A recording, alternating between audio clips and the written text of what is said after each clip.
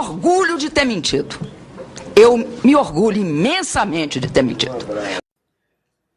Eu, particularmente, participei e tenho a honra de ter participado do processo de resistência à ditadura, para ver esse país livre da censura, da opressão e da interdição da liberdade de expressão. Ontem, quando eu vi como ocorreu na sexta-feira, centenas de milhares de cidadãs e cidadãos se manifestando pelas ruas de várias cidades brasileiras, não pude deixar de pensar, e tenho certeza que muitos aqui concordam comigo. Valeu a pena lutar pela liberdade, valeu a pena lutar pela democracia. Todos os principais ex-guerrilheiros que se lançam na luta política costumam dizer que estavam lutando pela democracia. Eu não tenho condições de dizer isso.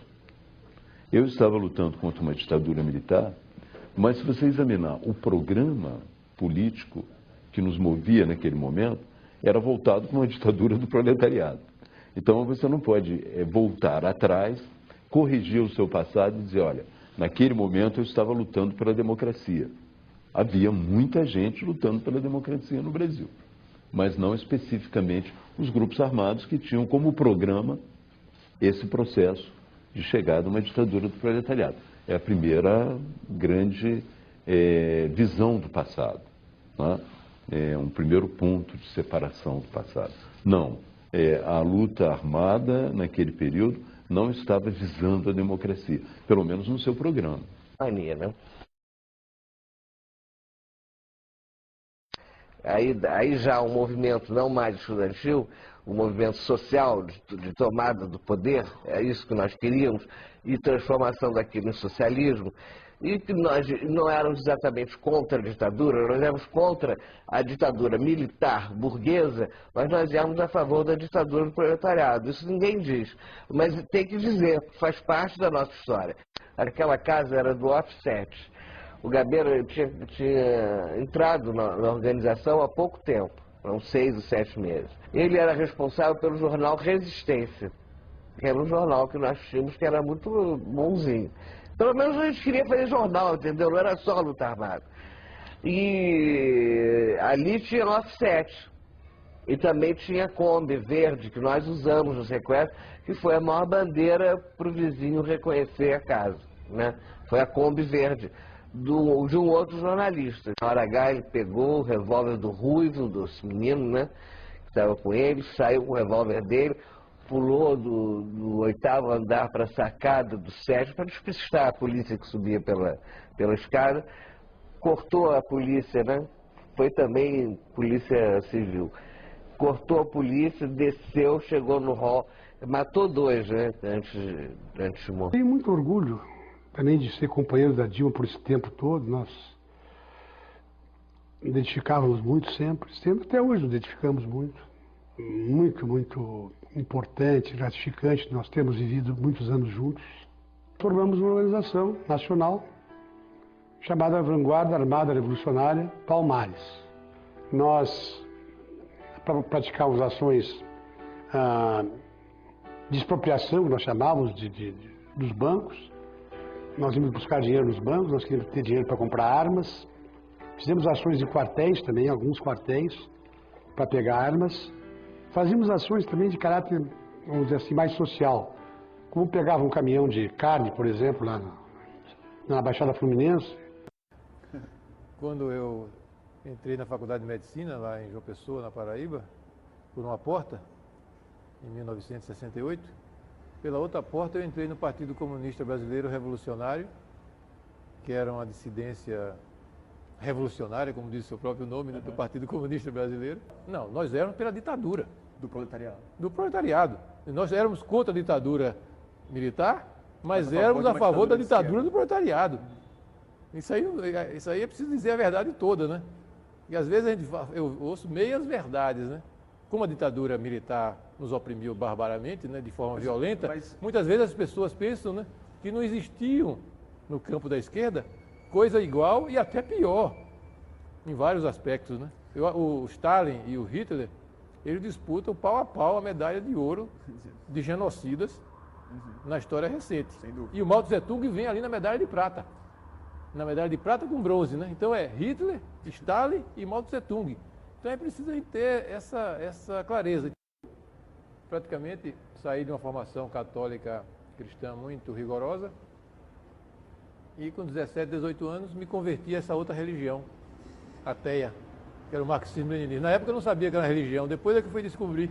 Era uma religião. Você acha que é uma religião? Uma religião total. Tem santos, tem profetas, tem inferno, tem Vaticano, vermelho. Depois, com o tempo, é que eu fui descobrindo que eu tinha saído de uma religião e entrado noutra, né? Mas isso já é história, né? Então eu vim, todo esse período da luta armada de resistência à ditadura. Você pegou em armas contra a ditadura? Sim, vamos dizer assim. Mas vou dizendo tudo isso, né? Para dizer que você perguntou porque se eu sou de esquerda. Eu continuo de esquerda, sim. Agora, eu não sou fóssil. Eu não sou fóssil. Portanto, eu, por exemplo, quando eu entrei no PCBR, eu era um leninista de carteirinha, né? Depois eu fui evoluindo, tornei pior ainda, passei a ser um guevarista, né? Que é uma coisa mais violenta do que o leninismo, se você pode imaginar, né? Assim, quando eu cheguei no Partido dos Trabalhadores, eu tinha voltado a ser um leninista.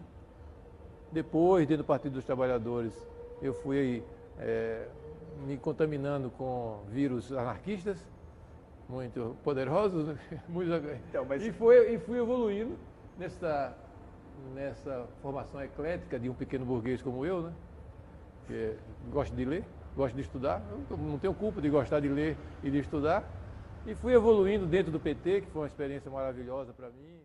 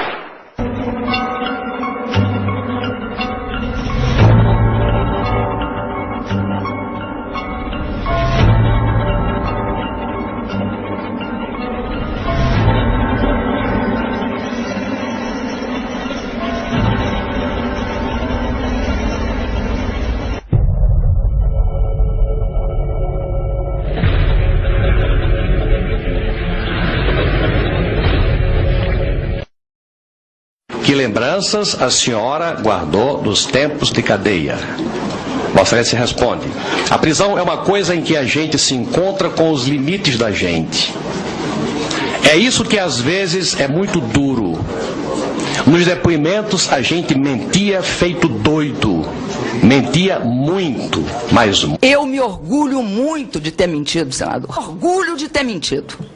Eu me orgulho imensamente de ter mentido. Esta é a candidata a presidente da República com a ficha suja de sangue. Vários companheiros meus, várias pessoas que eu respeito, né, praticaram uma série de atividades, incluindo atividades armadas. O seu colega, Frank Martins, foi um dos mentores do sequestro do embaixador americano. O Bené vira para mim e diz assim: vamos dar combate. Isso tá legal, era o Cid que estava dirigindo. Ele virou o Cid, então na hora que passar, você acelera, ultrapassa, mas vamos frear, eu vou dar uma... Você joga uma bomba, eu vou dar uma rajada de metralhadora. Ele não tinha noção da gravidade da situação no Brasil. Ele não estava muito tempo também no Brasil. Ele estava um ano mais ou menos. Então ele não tinha noção. Os relatos foram sendo feitos sobre posturas, etc. Foi algo que chocou. Ele ficou muito chocado. Se os caras não aceitassem a troca, nós executaríamos ou não o embaixador? Eu não tenho dúvida nenhuma. A decisão era de executar. Eu entendo perfeitamente os meus companheiros que foram condenados por ação armada. Mas lamentar a aprovação desse título para a ministra Dilma Rousseff, tanto pelo seu passado de ações terroristas, de participação no assalto ao cofre do então governador Adhemar de Barros, cujo dinheiro serviu para financiamento de guerrilhas, de ações terroristas nas ruas do nosso país. Eu, especificamente, tive uma participação armada. Posso votar a favor da homenagem a uma pessoa com o passado e com o presente de Dilma Rousseff. Quanto à questão da minha militância no Brasil, eu quero dizer para vocês que eu tenho o maior orgulho dela. Eu não renego nenhum dos atos daquele momento. E mais uma vez meu lamento pela aprovação de homenagem a uma terrorista como foi Dilma Rousseff. Então, meus companheiros, façam uma campanha por ficha limpa. A ficha da Dilma está suja de sangue, com sequestros, com execuções, com assassinatos, com toda a ordem de crime, sem querer ofender ninguém. O bom candidato para ela, a vice, é o Fernandinho Beiramar. Opa, tudo bem? Inclusive, quando ela esteve no programa do Sr. Gimenez, fazendo um omelete, para concluir, eu quero dizer que a especialidade dela de omelete é coquetel molotov. Teve, povo brasileiro, antes de votar numa candidata com um passado tão sujo como esse.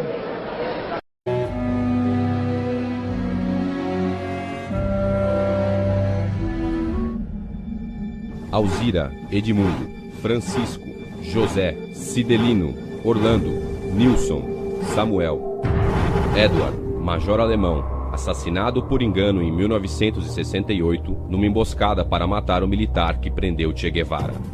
Essas são apenas algumas das centenas de pessoas que morreram em decorrência da ação armada de grupos terroristas que pretendiam promover uma revolução socialista no Brasil nos moldes do regime implantado em Cuba.